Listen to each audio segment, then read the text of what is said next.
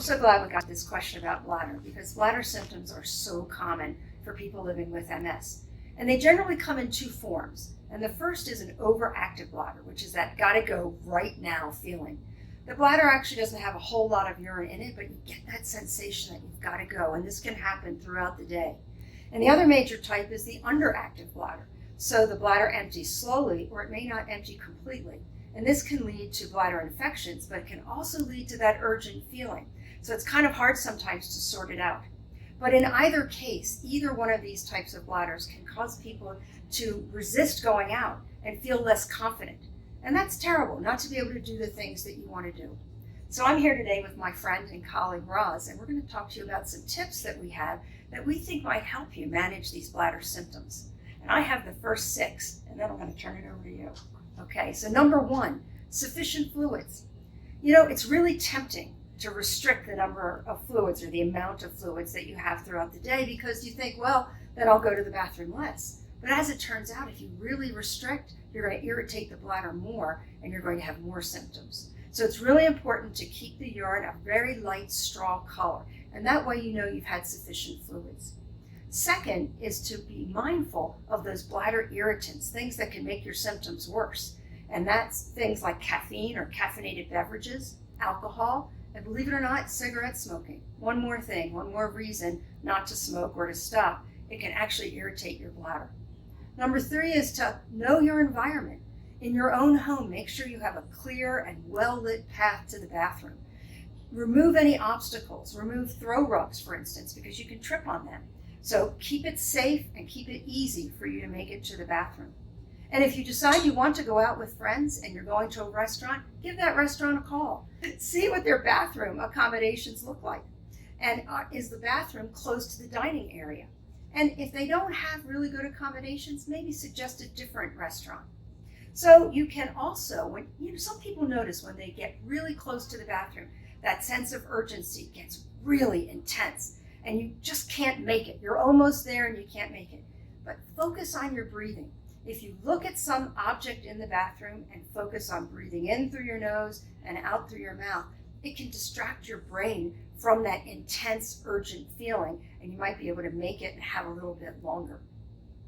Ask your neurologist for a referral to a urologist, but not just any urologist, one who's a specialist in incontinence or loss of bladder control or neurogenic bladder, meaning problems that come from the nervous system. They will assess your bladder by doing special tests, and then they'll work with you to find the appropriate plan to help manage your symptoms. And finally, clothing and protection. So if you're going out, think about clothing that's easy to manage if you have to use the bathroom. And 2, protective garments or protective pads. While those are never on anyone's hit parade, they can really provide increased confidence and decrease your anxiety, particularly while you're working on these other different strategies and optimizing them. So Roz, what would you like to share? I have a few tips, but I also want to remind people that we now have pelvic floor physical therapists who specialize in helping strengthen the pelvic floor, which, in addition to the work of the urologist, can help people manage bladder symptoms. So check out those as well. So I'm a psychologist, so my tips come from a slightly different perspective than my colleague nurse practitioner. So the first thing I think is important is to recognize that when you lose control over bladder or bowel, that's a loss. In fact, it's one of the first things we learn to control as very, very young children that makes us proud. So when that ability, that self-control is threatened, we can really feel like less of an adult. We can experience grieving, and it's okay to let yourself grieve over that change and feel sad. But the next step is you really need to step up and advocate for yourself.